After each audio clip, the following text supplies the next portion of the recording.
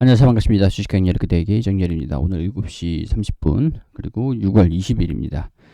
시장이 여전히 좀 감정적인 모습들을 보여주고 있어요. 이성을 좀 찾아야 되는데 너무 감정의 폭풍 속에 있다 보니까 중심을 잡기가 굉장히 좀 힘듭니다. 근데 제가 다른 영상들에도 말씀을 드리고 있지만 이 중심을 잘 잡는 게 지금 시장에서는 가장 중요하다. 어차피 매도는 늦었고 실익은 없습니다. 그렇기 때문에 내가 선택한 이 종목 대응을 어떻게 잡아가야 되는 것이냐, 이성을 언제 찾을 것이냐, 주가에 대한 밸류에이션 매력이 언제 주가에 반영이 될 것이냐, 이런 것들을 좀 지켜보시면서 대응을 잡아가야겠다라고 포지션을 봐야 되는 것들이지, 뭐 이미 종목들이 다 떨어질 만큼 떨어졌는데 매도를 하면은 나중에 올라갈 때 타이밍 딱 맞춰가지고 재매수를 하는 게 아니고서야 손실은 어쩔 수 없어요. 매도를 하면은 손실이고, 매도를 하지 않고 버티고 난 다음에 주가가 반등 나오면은 적어도 본전을 찾을 수도 있습니다. 대신에 평균 단가를 어디까지 낮추느냐가 중요한 전략이 좀 될 수가 있겠죠.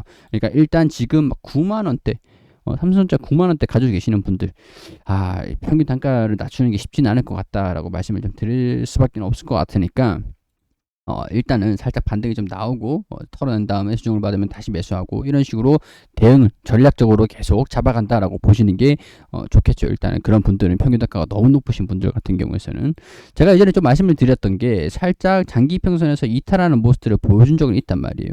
장기 평선에서도 이때도 이탈했다가 반등이 좀, 거래량들이 동반이 되면서 반등, 추세적인 반등 신호탄이 언제 나오느냐가 중요하다고 말씀드렸었죠. 약간 이 장기 평선에도 이탈을 하면서 반등 나오고 이 박스권 장세를 좀 이어갈 때, 당시에 14년, 15년, 16년도 계속 주중을 좀 받고 있었던 상황들이었는데, 결국에는 이때까지 액면 분할을 하기 전에는 300만 원까지 갔습니다. 300만 원 가기 전까지는 계속 박스권 장세 유지를 하면서 삼성전자가 300만 원 간 다음에 액면 분할을 했어요. 액면 분할을 한 다음에 5만 원이 됐는데, 그러고 나가지고 주가가 쭉 올라간 다음에 주중을 강하게 받았습니다. 장기 평선에서 계속 지지를 일단은 받아주더라. 떨어져봐야 장기 평선에서 큰 폭으로 떨어지진 않더라. 이 정도 고점에서 조정, 지금 이제 5만원까지, 9만원에서 5만원 떨어진 것처럼 이 정도 한번 떨어진 적이 있었습니다. 이때도 고점으로 슈팅 쭉 나온 다음에 조정을 한번 받았고, 그 다음에 슈팅 조정 받고 다시 슈팅 나왔어요.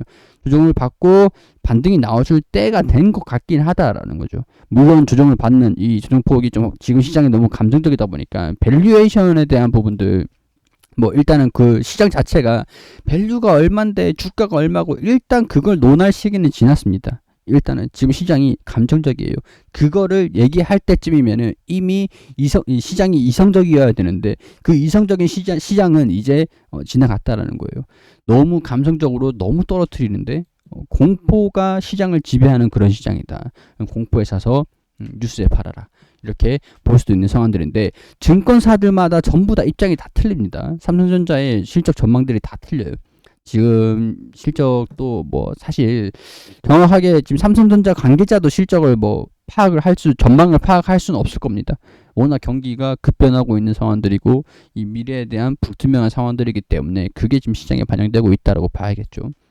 일단 우리가 기술적인 부분들, 물론 후행성 지표고 이걸 의존을 하는 것에는 제한적인 부분들이 좀 있긴 하지만, 우리가 슈팅이 나왔다가 조정을 받을 때 장기 평선에서 항상 지지를 좀 받아줬었고, 이탈은 살짝 했지만 떨어져 봐야 한계가 있었고, 여기서 거래량들이 동반되면서 슈팅하는 모습들이 쭉 나온 다음에 조정을 받고, 여기서도 장기 평선에서 돌파한 다음에 조정을 받고, 장기 평선에서 지지를 받고 돌파하다가 조정을 받고, 장기 평선에서 지지를 받아주기를 바라는 그런 상황들이다. 자, 제가 살짝 이 범위들까지 예측을 좀 해보건데, 한 55,000원 수준들까지 내려오면은, 야 55,000원, 야 PER 지금 퍼가 8배 수준이야. 외국인 그 환율이 계속 올라가면서 외국인들이 매도를 하고 있어요. 시장에서 기관에 계속 사고 있어요. 환율이 뭐 올라가든 떨어지든 간에, 야 삼성전자가 P가 8배야, 퍼가 8배야, 8배고 55,000원이야. 외국인들 니들 안 사? 이 가격이 55,000원이라니까 안 사? 이걸로도 먹힐 수 있는 그런 시장이 올 수 있다는 거죠. 근데 그 전에는 일단 시장이 안정적인 모습들을 보여줄 필요가 있다. 그렇기 때문에 저는 중요한 게 실적이 어떻고 사업이 어떻고 이 기업에 대한 메리트, 밸류에이션적인 부분들인데, 지금은 시장이 공포를 주도를 하고 있으니까 낙폭을 좀 확대를 하고 있다라고 보고, 외국인들도 계속 매도를 하고 있다라고 보는 것들인데, 기간에서 슬슬 이제 연속적으로 들어와주기 시작을 했다. 오늘 순매수가 굉장히 컸습니다. 굉장히 컸는데, 기간 같은 경우에도 물론 매도를 할 수 있는 상황들이지만 삼성전자를 가지고 지수 하락을 방어를 하기 위해서 삼성전자에 계속 돈을 밀어먹겠죠. 그렇기 때문에 장기 평선에서 반등만 나오면 돼요. 반등만 나오면 됩니다. 그러니까 우리가 섣불리 55,000원이야. 그럼 55,000원에서 매수를 해야겠네. 그렇게 계산을 하는 것보다, 생각을 하는 것보다 55,000원에서 반등 나오는지 여기가 바닥인지 그거는 확인하고 대응을 잡자. 그렇게 말씀을 좀 드릴 수 있을 것 같습니다. 일단 이건 기술적인 부분들, 가격적인 메리트 그런 것들 설명을 드렸던 것들인데 리포트를 한번 볼게요. BNK 투자증권에서는 실적 추정치를 하향을 시켰습니다. 2분기 연결 영업이익 추정치를 16조 원에서 15조 원으로 하향 조정을 했어. 이거는 증권사마다 보고 있는 실적에서 자기들 기준에서 하향이냐 높냐 그걸 봐야 돼요.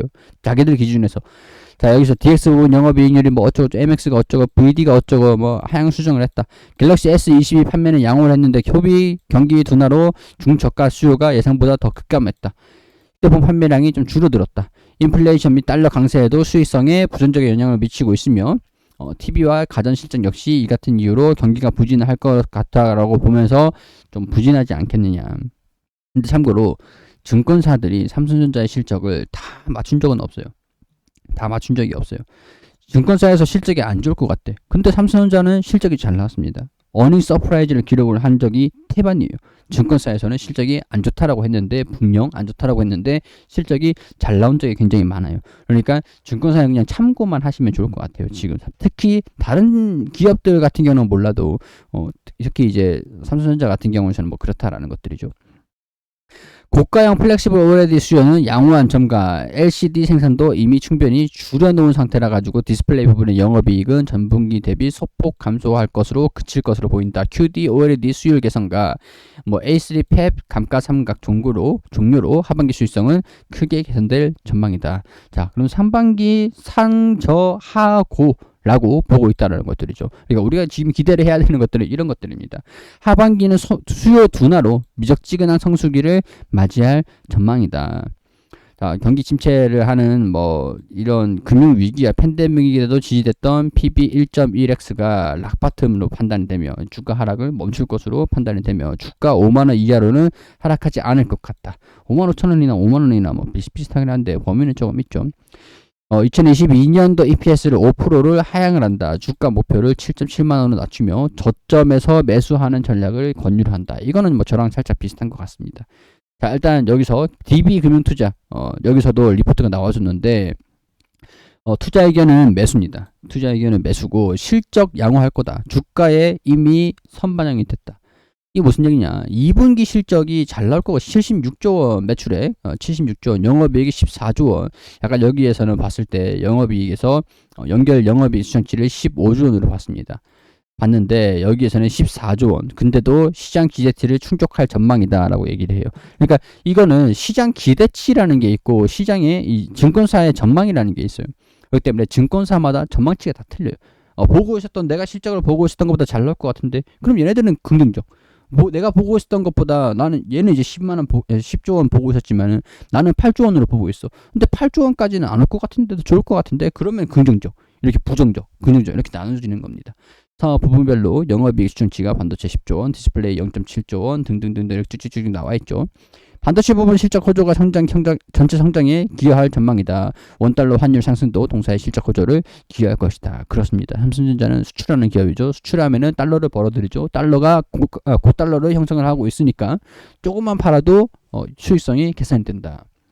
글로벌 인플레이션에 따른 PC와 모바일 IT 세트 부진이 어려운 상황으로 반도체 가격 하락이 불가피해 보이는 상황들인데 일단은 메모리 출하는 증가하는 결과로 2, 3분기 메모리 출하는 증가할 것으로 보이고 메모리 업체가 보유한 재고가 타이트한 상황에서 신규 투자도 제한적이었던 2, 3분기 4분기 메모리 재고 수준은 최저치를 기록하기 때문에 일단은 가격 하락폭이 제한될 것이다. 그러니까 무슨 얘기냐. 재고가 없기 때문에 시장에서 수요 대비해 가지고 재고가 많아요.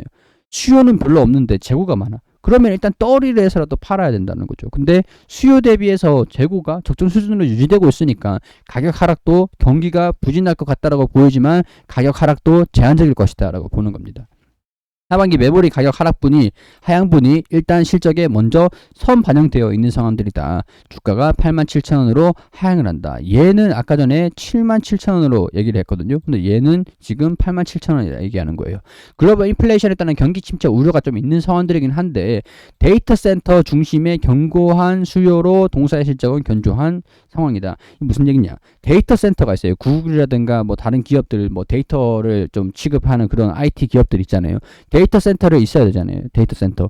데이터 센터의 중심으로 견고한 기업의 투자가 이루어진다. 개인이 하나 사는 것보다 기업이 10개 사는 게 캐파가 훨씬 크다는 얘기죠. 현재 동사의 주가는 어려운 업황에 선 반영을 했고 그 결과 주당 파워가 8배 수준이다. 제가 10배에서 8배 수준이라고 얘기를 했죠. 8배 수준이다. 동사에 대해 매수를 추천한다. 야 8배인데 외국인 니네 자꾸 시장에서 나갈 거야? 삼성전자 팔 거야? 8배인데 다 반영시키지 않았어? 그런 상황들이다라는 것들이죠. 일단 자 그리고 폴더블 폰이 하반기에 나옵니다. 이게 또 판매량이 견조하다라고 하면 기대감들이 또 반영이 될 수가 있고 하반기에 상저 하고 흐름들을 보일 수가 있으니까 지금 매수를 하는 거는 당장 반등이 나올 거라고 보는 것보다 하반기에는 좋아지겠지 그렇게 생각을 하고 평균 단가를 대응하는 수준이다. 물론 주가가 반등 나오는 것들은 어디서 지지를 받는지 확인을 할 필요는 있다. 이렇게 정리를 해드릴 수가 있겠죠. 자, 삼성전자 가지고 계시는 분들 참고하셔가지고 도움이 되었으면 좋겠습니다. 일단 저도 이 55,000원 부근까지 조정을 받는다라고 하면은 반등이 나온다라고 보고 참고 좀 예상을 하고 있으니까요. 이때 움직임들을 보면서 계속 업데이트를 해드리도록 할게요. 구독과 좋아요 부탁드리도록 하겠습니다.